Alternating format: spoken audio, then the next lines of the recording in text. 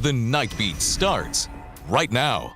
It's been a difficult 2 weeks of search, rescue, and recovery in the Hill Country. And this evening, in major news, Kirk County officials announced that the number of missing people from the floods has gone from 97 to just 3 people. Kirk County officials say they were able to work that number down by communicating with agencies across the state and determining that many of those who had been reported missing at first were instead found safe. We have reached out to Kirk County officials for more details and clarification. As for the death toll in that county, that number did not change, staying at 107. Last time officials there reported an increase in the death toll was 4 days ago. As the number of missing people lowers drastically, the number of families we meet who have been impacted continues to rise. And now they're dealing with the trauma of the storms and the storm and its aftermath.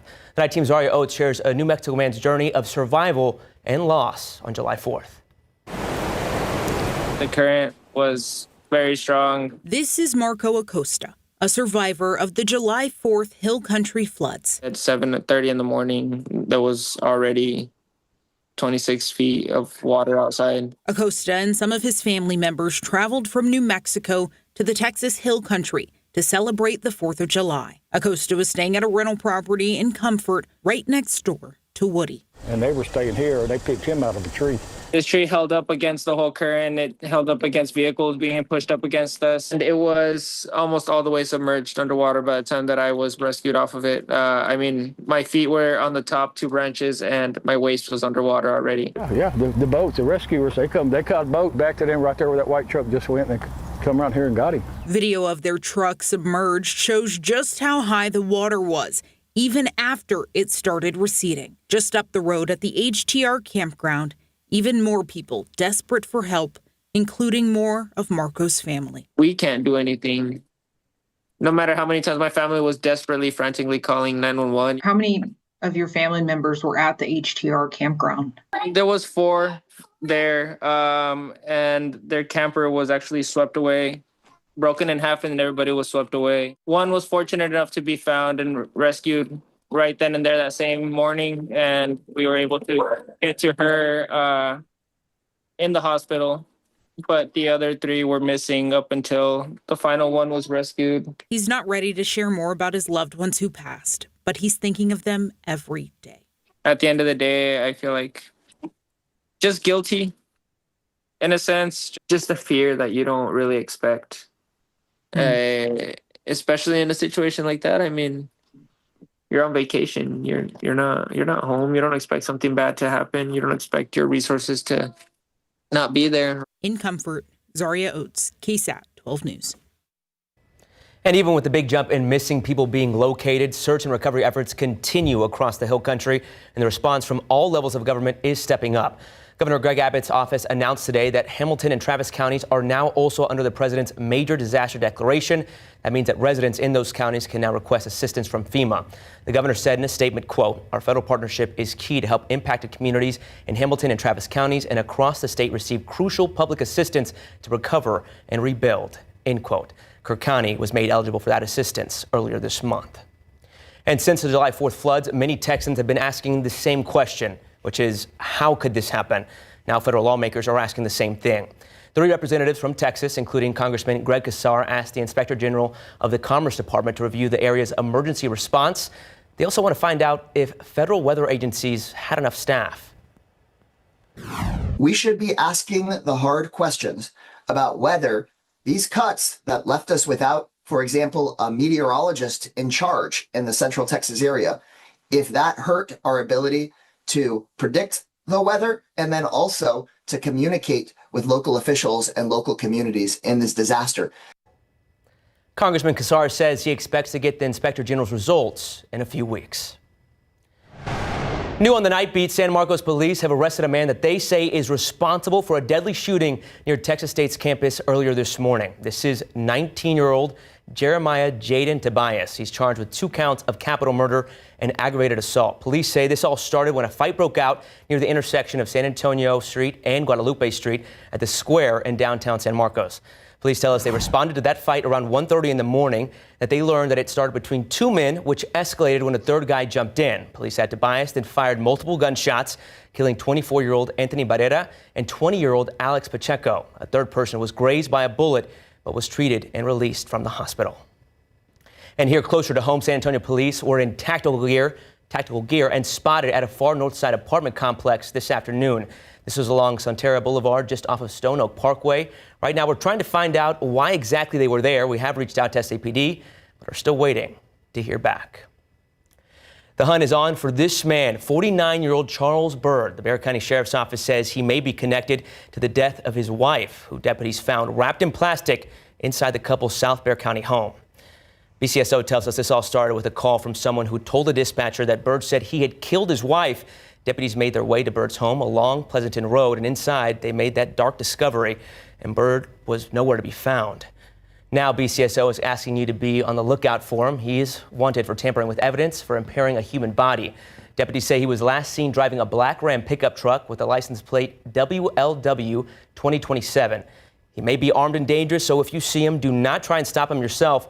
You're asked to call the Sheriff's Office at 210-335-6000 or 911 in an emergency. San Antonio police continue to search for a group of people suspected of stealing a Camaro and causing a deadly crash on I-35 on Thursday afternoon. Police say the group crashed a stolen car into a bus on I-35 South near Caston Road. The bus was then pushed in the path of a semi-truck before rolling over, killing 4 people and injuring more than a dozen others. 2 of the victims have been identified as 69-year-old Rosalio Aguilera and 50-year-old Jose Guerra. As for the other victims, 1 child and 2 adults are still being treated. The rest are out of the hospital. And again, as for the suspects, SAPD is still searching for them.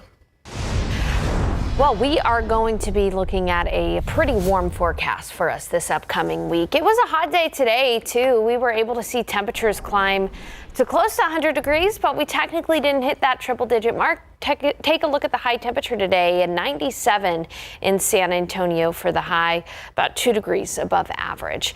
And then looking ahead, know that tomorrow we will see some Saharan dust. We'll talk about that in just a bit. Hazy skies.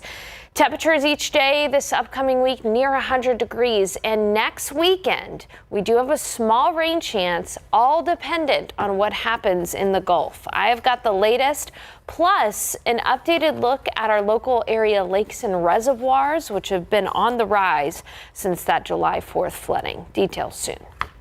Thanks for that, Sarah. And late last night, officials say 10 Americans detained in Venezuela are now free after a prisoner swap. In return, about 250 Venezuelans deported and imprisoned in El Salvador were released. The Trump administration deported those Venezuelans earlier this spring using wartime authority. A senior official says a U.S. hostage representative will meet with the freed Americans in El Salvador before they return home. An official adds they're all in good health. Still ahead, a dedicated group of people have been providing much-needed emotional support for those in need in the Hill Country. We'll hear from the many volunteers in just a bit. And the rush to provide more for the people of the Hill Country has more than a solid foundation of community support. Devin Karp speaks with the volunteers keeping their neighbors fed. That's next.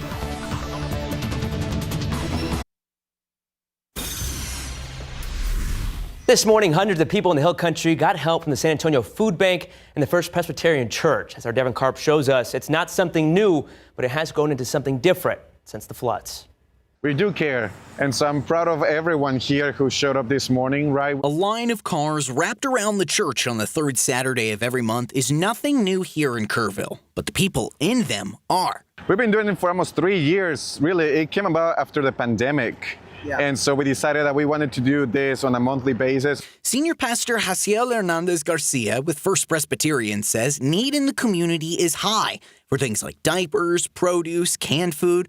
And after the deadly July 4th floods, he knew the church had to step up and do more. As you can see, all the efforts are well established, and so we have a protocol, but now we've had different resources because of the floods, and so it's good to see the community also coming back together. They hosted the San Antonio Food Bank along with the Red Cross, U.S. Small Business Administration, Hill Country Emotional Support, World Central Kitchen, and everyday Hill Country neighbors. All the people who volunteer are not really members of our church, but they're just members of the community. Pastor Hernandez Garcia says they plan to invite these resources back next month, along with others that they can find, because recovery takes a long time and they want to be in front of it. Right now, we are going through a lot as a community, right? We're hurting. You go by the river and you see the devastation of the floods. And so we want to make sure that people know they have resources, they have people that are praying for them, that they care about them, and that we continue to build each other up. Devin Karp, KSAT 12 News. The Hill Country floods have thrown a lot of our lives and schedules out of sync, and that could be a problem, especially for those who've been struggling with explaining this all to kids. That's why Children's Health is stepping up to the plate. This weekend, parents across Texas can get free behavioral health consultations using the Children's Health's virtual visit app. Just use the code TXFlood when scheduling to access expert advice at no cost. Pediatric psychology specialists are also available to help parents have age-appropriate conversations about the tragedy. They hope to help families heal and cope during this difficult time. And we want to remind you, our Together for Texas campaign is still running. Scan the QR code on your screen if you would like to donate. With your help, we've already raised more than $921,000. 100% of those funds are going to those impacted by the flooding through the work of the Salvation Army. $921,000. Amazing. We have seen that number jump dramatically day by day, even sometimes newscast by newscast. Just goes to show the support that South Texas has for each other. Our community is strong, John Paul. If there's one thing that this horrible event has taught me, it's that we have come together as a community. Now, I want to transition. I want to talk about the weather. Of course, we know how much rain fell across the Hill Country. Here's a recap for you. Anywhere from about 1 foot to 2 feet of rain fell across the Hill Country and along watersheds to Canyon Lake, Lake Buchanan, and down to Lake Travis. These are all areas that have seen significant rises from the rainfall. Notice, though, that Medina Lake right here really had a lot less waterfall along the Medina River. So as we take a look at the area reservoir levels, Canyon Lake is up 67% full now. That is up from 47% full earlier this month. It's up 13 feet. Medina Reservoir is at 6% full. Now, that is not much, right? But it is up 12 feet from last month, and at one point we were at 2% full. The reservoirs and lakes that have really responded to the rain, Lake Travis, Lake Buchanan, you can see that those are up quite a bit. In fact, at Buchanan, they've had to release some of the water downstream toward Marble Falls, Lake Travis. Lake Travis has been up 36 feet since last month. Now, we got all of the rain that kept our high temperatures down. The temperatures were soaring very, very high back in 2023. This July could be a lot hotter, but with the recent rains, we've been able to see temperatures down. Take a look at July of 2023. Very few of us need to be reminded of the 70-plus triple-digit days we saw in 2023. Summer can vary from the heat, like what we were seeing back in 2023, to the rain, flooding, and temperatures much cooler than the way they were back in 2023. We're going to talk a little bit more about our triple-digit days so far this year coming up in the next half hour. Now, the heat high, which when it's overhead, is when we deal with triple-digit temperatures. That is going to stay off to the east, but it's going to move a little bit closer to us, and it's going to keep out rain in our forecast. Really, many areas that are going to be dealing with the heat are northeast of San Antonio. Nashville is going to feel a lot hotter than San Antonio in the coming days. Feeling like 114 on Monday in Nashville, feeling like 113 in Charleston, South Carolina. So again, these areas are going to be under the gun of that heat high. While we're going to be hot, yes, but not necessarily as hot as we could be. In fact, I think we'll stay just shy of that triple-digit mark throughout most of this upcoming week, but our rain chances are going to be a lot lower. In fact, we really don't see rain work its way into the forecast until next weekend. More on that in just a bit. But I do want to prepare you for some Saharan dust this upcoming week, particularly tomorrow and Monday. A light plume of Saharan dust will be overhead. That'll allow for a hazy horizon and just a very small dip in air quality. In fact, most people will not notice any dip in air quality. It's really those that are very sensitive to the air quality, and if you know who you are and what you deal with there. But for most of us, just a haze on the horizon. Looking at your KSAT 12-hour forecast for tomorrow, some clouds in the morning and some sprinkles, about 10% chance. Otherwise, it's going to be a hot day, 97, feeling like 101, a small 10% chance for a stray shower in the afternoon, kind of like what we saw today. Some people got some stray rain. 97 for the high in San Antonio, low 90s across the hill country. And the next big thing to be focused on is the potential for some rain next weekend, all from a low pressure system that could move into Texas. We're going to talk more about that in the next half hour, but just know that we'll be watching the tropics very carefully Saturday and Sunday of next weekend. Otherwise, again, just hot and humid, guys. Typical, but also slightly below what we saw last year. Absolutely. I know. I mean, 2023, we were well above 100 day after day after day. And so right now, although like you mentioned, it is still hot, but we got to take the small wins where we can get them. Absolutely. Speaking of wins, UTSA and the sports department has been doing very well for themselves, going back to the baseball season, college baseball World Series.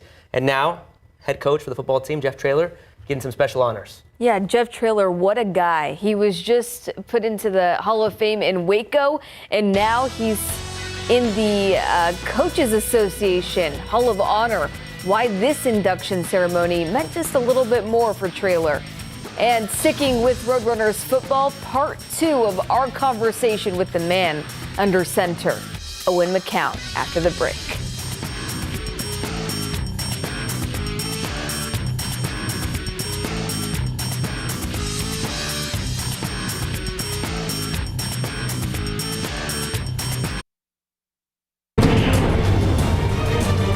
The man of the hour, UTSA football head coach Jeff Traylor, was inducted into the Texas High School Coaches Association 2025 Hall of Honor this evening, just months after he was put into the Texas High School Football Hall of Fame alongside RG3 and Patrick Mahomes. But Traylor said tonight's honor is different because he will always be a Texas high school football coach at heart, and he's always bringing a East Texas flair to his rosters. We've got a lot of East Texas. I've lived in those woods for a long, long time. I coached their parents, and their grandparents knew of me when I played. So I just have a lot of connections there, a lot of built-in relationships, and we're extremely thrilled to have Brandon Tennyson on our team, and Will Henderson, and I'm even proud of G.J. Kenny down the road at Texas State. I also coach G.J. as well. Well, Traylor even has a storied history with his quarterback's family, having coached Owen McCown's dad, former NFL QB Josh McCown, and his brothers in Jacksonville, Texas. Here's part 2 of our interview with Owen. We'll have the full thing up on KSAT.com. Your coming out party, you could say, with the Roadrunners football program was that Frisco Bowl. No one knew you were going to be the one starting in place of Frank Harris, but you were, and coincidentally, you also played against a quarterback who was a son of a former player, the Pennington family. Can you just bring me back to that game and what emotions you felt and what it was like to get a big bowl win for this program? That was a wild one. I think coming out, those first couple of drives, it wasn't too hot. I think I threw a couple picks, only like a completion or two. So it wasn't going great, but the defense, had our backs the whole time. Finally, offensively, we got it going, and eventually ended up bringing up the win. I think, like you said, it's funny just the number of the guys who are dads, my dad and their dads have played together. So there's a countless number of guys across college football. So that experience was great. Obviously getting the first bowl win was huge. Yeah, the Warner family, too. What is it like when you go up against a child of a former NFL star like you? Yeah, I think, it happened a couple of times.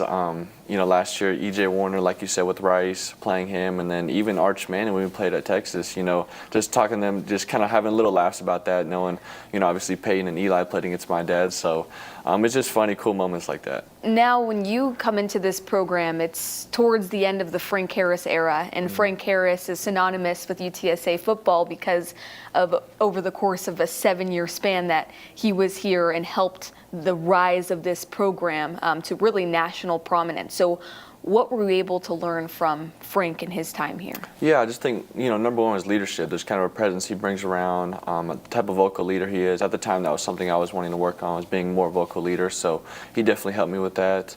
I think that's really been the biggest facet. Obviously, he's tough as nails, so want to pick up where he left off with that. So he's been great though. So you just had a memorable 2024 season. You broke records.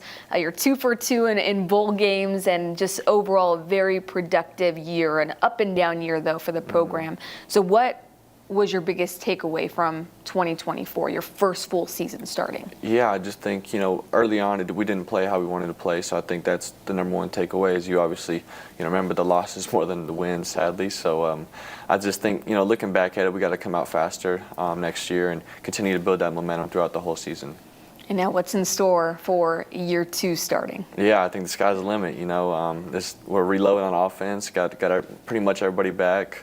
So I think, there's going to be high expectations, and we're ready for that for sure.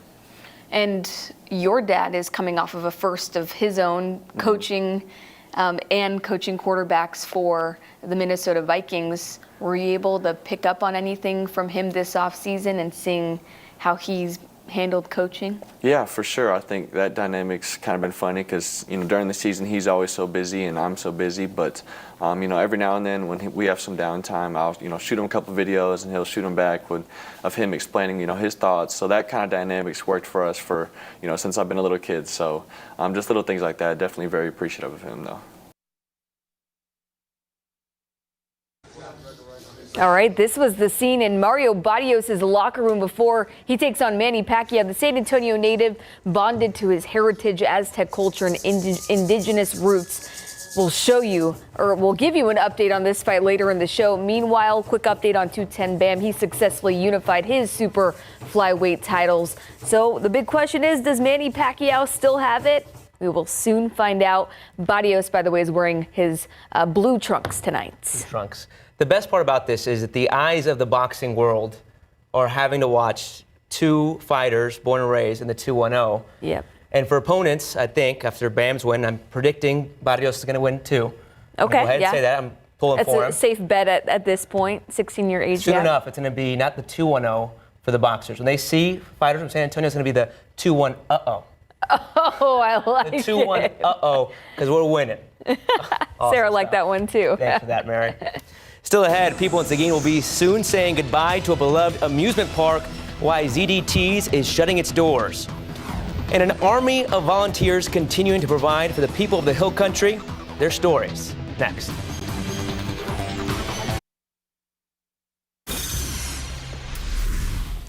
High school students, church groups, food bank volunteers, and so many others have traveled to the Texas Hill Country to lend a helping hand as the community processes this tragedy. KSAT crews have been on the ground gathering their stories since the very beginning. As we continue to cover the flooding and its aftermath, we want to recognize those who have spent the last 2 weeks helping rebuild. My heart breaks for the families. Friday morning, I turned the TV on and I have kept my eyes off of it. It's the most devastating thing that happened. Volunteers from around the state lined up to give a helping hand. What are you taking with you when you're headed out to some of these sites? Lots of meals, socks. So I know that they were needing socks down in the main disaster area, ground zero, and it stretches for miles. Every person's coming together. I just started making it, and we started running them to the fire departments. Tennessee, Alabama, other places across the country, and all over Texas, first responders are coming here into Sisterdale. We needed work gloves, and within hours we had mountains of work gloves. We got them fresh socks, we got them hydrocortisone, we got them antibiotic cream. The San Antonio Food Bank's going to come with their distribution truck, park in the parking lot for everybody to come and get food, and they'll be getting a box like this full of food. Anyone who has been impacted by the floods can come and get that. This is something we do not see in Mexico. I had mentioned it earlier. This structure that is being provided by all the people from this area that are helping and assisting, all the fire departments that are responding, the state of Texas doing all the help and its thing and its coordination. It's something we don't see. And we're making sure that we have counseling and support avenues for people to be able to, if it's 3 a.m. and it's bothering you, here's some people you can call. And this community help is happening across the city. A group of Ingram coaches have reported for duty every day since July 4th. We've had kids clearing properties. We've had kids clearing bridges so people can get through. I want to help my people out, and my people are fellow Texans. We're fixing the things we can and, mourning the things we can't. We got Comfort, we got Centerpoint, we got Kerrville, we got Hunt, we got Ingram, we got Harper. We're all family here. But even with the help, the work is far from over. The department members here, they lost loved ones in this tragic situation. We want to try to make sure that when we leave here, that they're taken care of. We're going to keep going until it's actually done. We're very grateful from all of the community. They have all come together. We've gotten all those donations, a lot of out-of-town donations, a lot of out-of-state donations. This is being shifted as we can to the first responders and the people that are out in the field. A lot of people say this is an act of God, but the act of God is people helping people. People in Seguin saying goodbye to ZDT's amusement park soon, but park goers say they'll miss most about the park. And the water levels at Canyon Lake leading to more activity on and off the water. Sarah Costa spoke with boaters and the community members. That's coming up next.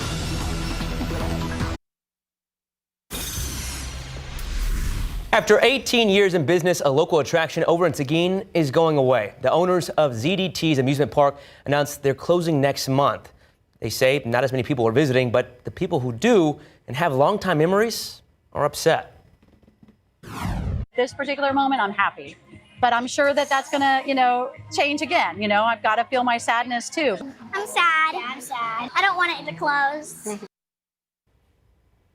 If you want to get in one more ride on the go-karts or splash in the water slide at ZDT's, you still have until August 17th to do so. Meanwhile, the closed boat ramps in Canyon Lake can finally reopen. The water levels were at its lowest in 60 years in April due to the drought. Since the recent flooding, it's up over a dozen feet. Our Sarah Costa spoke with the business and locals as boaters lined up to take advantage of the reopened ramps. This is drone video we got of Boat Ramp 18 in Canyon Lake in April. It's been closed for over a year. Take a look at it now. It reopened last Saturday. The water has risen and boaters are lining up. Lake's been very low. Until it flooded here, we haven't been able to get on it for several years. Dean Smith lives in Comal County. He says even though he got to enjoy fishing on his boat at his local lake instead of driving to LBJ in Austin, it's bittersweet. And I'm glad to see the lake come up. The tragedy that took to get it here is, still there. You see a lot of the debris still in parts of the lake, and it's just another reminder of what happened. 3 months ago, Canyon Lake was only 46% full. Today, it's 67% full, rising nearly 14 feet. Boat ramps 1, 14, 18, and 19 are all open. And the owner of Jaded Boats, which rents boats, says things are starting to look up. Canyon Lake drying up, but now with all this, this is immaculate. This is incredible. Right here looks pretty good. Luke Wilburn says the rising lake levels is great for the Canyon Lake community. Oh, I'm sure it's good. Yeah, I'm sure you guys have been struggling, so hopefully we're back going. And Kyle Zara says his boat rental company has finally picked up this week. A lot of the calls have been like, is the lake open? Are the boat ramps open? So with the recent water activity, we can actually start sending things out, feel comfortable sending people out. The water is still kind of like murky from all of the flood debris and all that, closer towards the water inlet. But over here in this cove, the water is pretty crystal clear over here, which is good for us. And taking a look at live cam, our Sarah Spivey has been monitoring rain chances here locally, but she's also been tracking the tropics. Sarah? Yeah, we're in the middle of Atlantic hurricane season. It lasts through the end of November. And a quick check of things show that there is an area of disturbed weather out across the Atlantic. It has a small 20% chance of developing. But whatever develops next, it's going to be getting the name of Dexter. Dexter is next on the list, followed by Aaron. Now, I mentioned the tropics because we're going to be watching the Gulf very closely. By this time next weekend, we could have some rain in the area. I'll have those details and a look at your week ahead coming up in just a bit. Welcome back. Your time, 10:42. Our weather department has been busy for what seems like an entire month, several weeks, but we are starting to see a little bit of a breakup, at least between rain chances. We are. Also appreciate you wearing the green there for the Can't Miss It girls. Of course. Got a pin Of course, our thoughts and prayers are with everybody across the Hill Country as we're continuing the recovery efforts. We are going to get some time to just enjoy some quiet weather here, John Paul, in the coming days. Much needed quiet weather. The high temperature today was 97 in San Antonio. We got up to 100, though, in the southern part of the county. Stinson recorded 102, 100 in Poteet, 100 in Devine, 94 in Uvalde, 92 in Kerrville. Here is the thing. Our official weather records are kept at the San Antonio International Airport. And so far this year, the weather at the airport has only reached 100 degrees 3 times. All happened in May.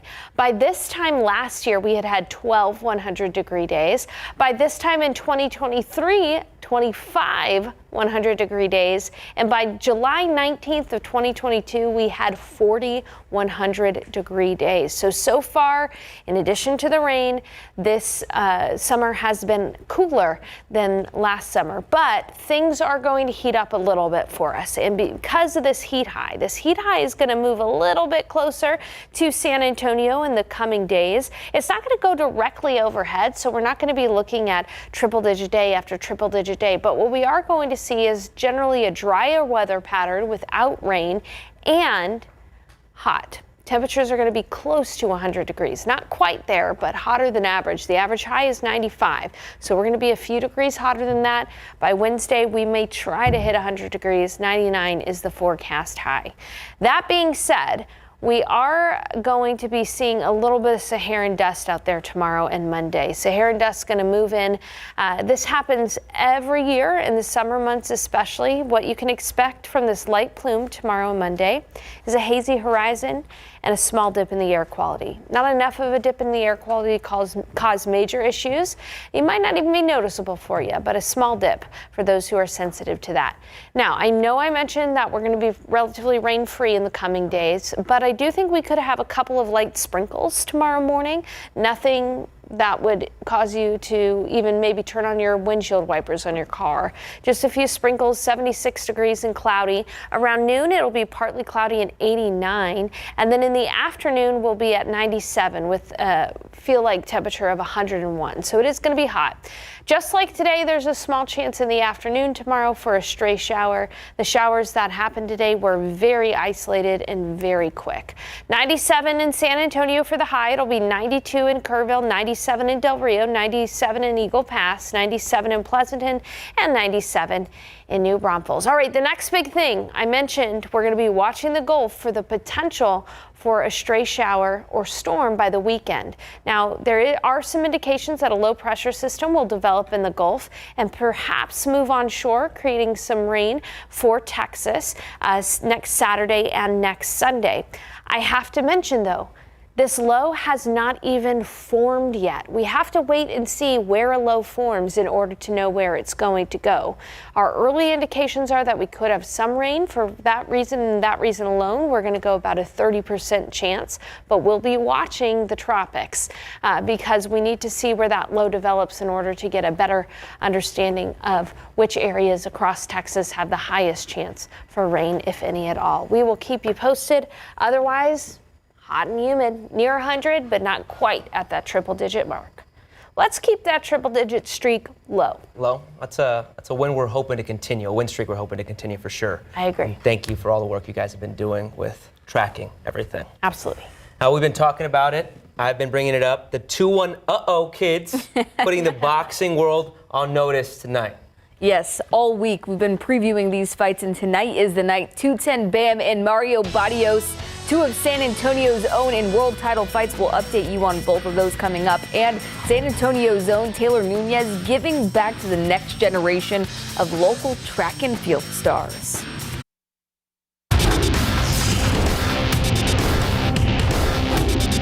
My expectations are definitely to compete, at conference and to compete at the NCAA championships. That is definitely a goal of mine, and really just to make sure that I'm healthy and staying focused. She's the most decorated Texas high school track and field athlete in history, and she has big goals next year in a Texas A&M jersey in big board sports. But before former Randolph superstar Taylor Nunez leaves for College Station, she's making sure the next generation of sprinters and long jumpers in San Antonio can benefit from her wealth of knowledge and experience, because no other UIL track and field athlete has won as many gold medals as Nunez has, with 16. But she'll be the first to tell you she didn't do it alone. Her family, teammates, and community played a role, which is why she hosts her camp to give back. I've done very well in the track community, so just giving back and showing kids, what it takes to get to the level that I've gotten to, and just showing them how much hard work it takes. It's very nice to know that there's kids that look up to me, and it holds a special place in my heart. This fall, Nunez will step onto the college track, working towards the 2028 Olympics and turning pro.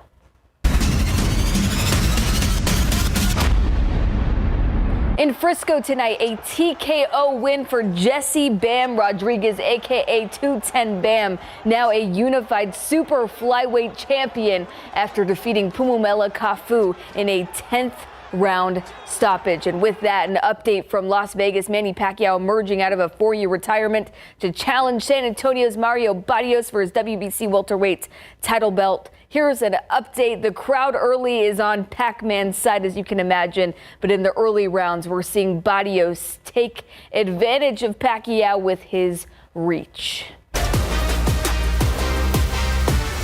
The Spurs wrapped up Summer League play tonight against the Pistons. San Antonio defeated Detroit 96-84, led by none other than David Jones-Garcia with 23 points, 6 rebounds, 3 assists. Jameer Nelson Jr. added 13, while Dexter Dennis had 12. The Spurs led at intermission thanks to a 21-point first half from Jones-Garcia. So that's a wrap in Las Vegas for the Silver and Black. And what we learned/confirmed, Jones-Garcia deserves a contract. Dylan Harper is NBA ready. Carter Bryant has a high upside. And, of course, the future is bright in San Antonio. In a heated race for first in the Texas League South, the Missions fall to Amarillo tonight 5-0, dropping the first 2 games of this series to the Sod Poodles, who sit in first in the division. The Missions are now 2 games back in second place. So a crucial slow start to this series for the Missions. But how about fight night? So far, looking great for San Antonio. I said it at the start of the show, 2-1, uh-oh. 2-1, uh-oh. They're putting the boxing world on notice. You love to see it. Love to see for those it. guys. Thanks for that, Mary. We'll be right back. And we want to remind you that our Together for Texas campaign is still running. Just scan that QR code on your screen if you'd like to donate. With your help, we've already raised more than $921,000. 100% of those funds are going to those impacted by the flooding through the work of the Salvation Army. And if you wanted to stay up to date with all of our coverage but aren't sure how, we want to hear from you. KSAT 12 is hosting a town hall this month at Santiago's Casablanca. We'll be discussing how to receive all of our KSAT content, signal issues, and taking questions from the community. Just scan this QR code on your screen to sign up for a seat. This is a free event happening Wednesday, July 23rd from 7 p.m. to 8 p.m. You can find more information on our website, ksat.com. A hot town hall, and it'll be hot on that day. We'll be close to 100 degrees on that Wednesday. Hopefully just below. We can get this streak. Yeah, I hope so. Awesome stuff. Thanks for that. Thanks for joining us.